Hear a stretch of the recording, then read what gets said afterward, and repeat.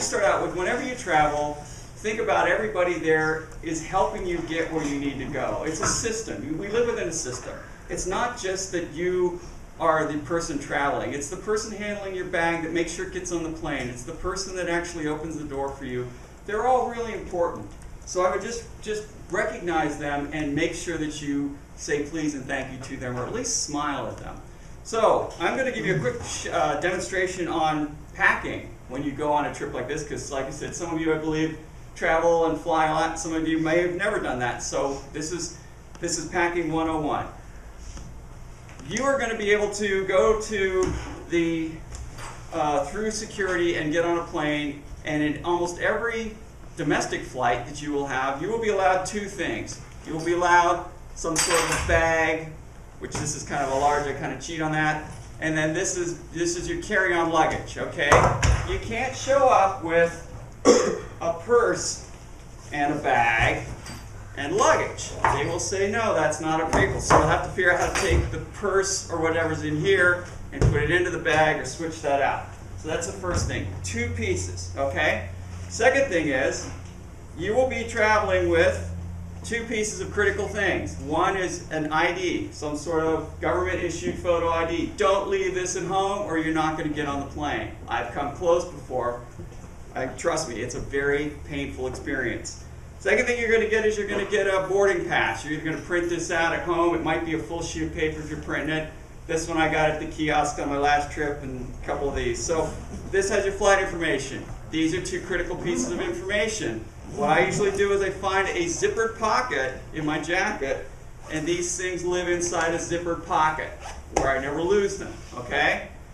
When you go, you're going to, in that bag, you're going to want to, in this bag, which is your kind of carry-on bag, you're probably going to want to have a few things. You're going to have probably a water bottle. It can't be full when you go through security. You can't be carrying a coffee when you go through security. This has to be empty. Once you get through security, you can fill it up. Okay? You're going to also have all of your liquids and gels in a 1-quart Ziploc bag, not a 1-gallon Ziploc bag, a 1-quart Ziploc bag, okay? I'll bring some of these on Wednesday when I go with my group. I'll probably bring extras just in case. You have to have everything in 3-ounce containers or less, which is kind of an interesting thing. So this is a roughly 2-ounce. This toothpaste, even though it's it's squeezed down where there's less than 3 ounces in it, some of the people get cranky and don't let you take these. So I would suggest you go to the drugstore and get the small version of travel toothpaste with you. Okay? You can bring things like saline solution and all those kinds of things, but try to get them in a 3-ounce size, or if you're going to bring them bigger, you've got to have a prescription form to allow it to be in there. But everything has to fit inside this quart bag. Okay. You will also need to carry, I carry a spare set of glasses. For those of you who have glasses, I carry a spare set with me. And then last but not least, laptops. Okay, if you're going to carry them in a bag. And don't forget your chargers, okay? I've known a lot of folks who go out and they grab all their electronics, they forget their chargers, and then they're constantly begging for them. All right, so that's what's in that bag. Now, this is where it's really cool, because you're going to go for several days, and in that several days you're going to end up with a bag that's roughly this size, and if you pack it this neatly, it all fits, okay? So one of the things I want to remind you is, remember, it's always rained in us in St. Louis, okay? So, I have a rain jacket. I would suggest you bring one. One of the things you'll notice is that everything is packed very neatly. I also have a light sweater because it gets cool in the evenings there. On this side, which I will just work through, you will see I have what I call a top tier. The top tier holds everything in place. So, in here, my khaki and my uniform, okay? Oh, and Linda stuck my travel buddy in here, okay? You never know when you're going to need your travel buddy, okay? In our house, that happens a lot, okay? So you might want to bring somebody along. PJs, all right? Now you'll notice that even though this is tipped up on end, it's well packed and it stays in place. And the thing that makes this happen is called rolling your stuff. You'll see I have 3 t-shirts here. I have a long sleeve t-shirt. I have a pair of pants and my other workout pants, okay? They all fit in here. When you roll them tightly, you create a really nice tier. And Tigger can stay out here and watch. All right, this is another trick. Take all your underwear and socks. Take them and put them in 1 or 2 of these Ziplocs like this, and then squeeze all the air out of it, right? And then pull it together like that. Take the air out a little more, and when you get it like that, it makes a nice compressed thing. It fits in here. The other thing is that if you have one of these this way, then you know what your clean underwear is over the course. If you keep coming out of this, okay, the stuff that's in here is still clean, all right? I also put an extra pair of shoes in here, and there's another cool thing. There's always wasted space inside your shoes. This is another place to stuff like socks or chargers or any of those kinds of things, okay? Fill them in there. So basically then when you put it all back together, make it organized, because every once in a while, the security people will want to look through your bag, okay? Even though you've gone through line, security people will want you to look through the bag. So make it nice, make it organized so it's easy for them to open it up and look at it and say, okay, you're good to go. So, going through the line. Okay. Okay, you come up to the line. The first thing that happens when you go to security is you walk up, we'll all be together. We'll walk up, there's a line. There's a person sitting there who then checks your ID and your boarding pass, okay? The way you do that is you go to that person.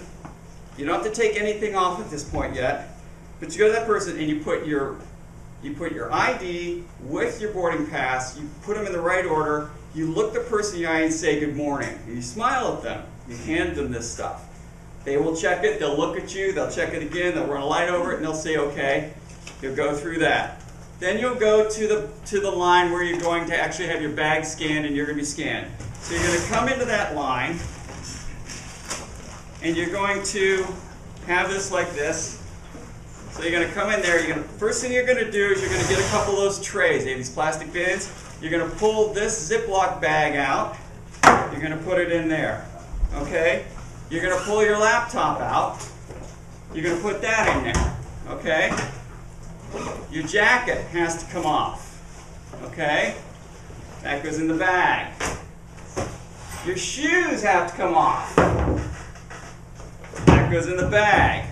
Oh, by the way, anything else in your pockets probably has to come out. Now, I don't like to put my wallet in the bag, or in there. So my wallet goes in my bag before I ever go there. So the wallet and my phone usually end up in my bag before I ever go through security.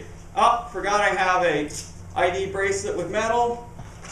That needs to go in here. Oh, same thing with the watch, because a lot of watches have enough metal in the trigger. That goes in here. I go through. What happens? Beep, beep, beep. Oh, forgot my belt. Belt comes off. Okay. I'm getting ready to go through. They say stop. Why? Why am I stopped? Anybody know? Pen, okay? 2 pens. All right, those are. Go through, stop. You just still can't go through. Glasses. Glasses are okay. Ring. Rings? No, that was all right. Sweater. They won't let you wear a sweater. You have to be pretty much down to the base layer that you wear. Okay? So now everything's off. Everything goes through.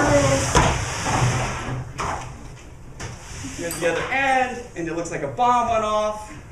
Okay. Hopefully not. Everything goes through, and it looks like my office upstairs. Okay. Total chaos. All right. There's 2 things here to remember. You want to reassemble quickly, and if you stop right here, there's all this stuff piling up behind you for the next person, right? So slide your stuff to the very end. My suggestion to you is the 2 things I like to bolt down really quickly are my shoes and my laptop. Okay? So grab these. You can actually grab most of this other stuff Okay? Once you get this in your hands, pick this stuff up, and you walk over, and there's usually a table or a place to assemble that's off of the line. And at that point, you put everything back together, you put everything in here, you wait for all the rest of the people outside of the security area, and we all reassemble there, and we go on our way safely. So that's kind of how you do it.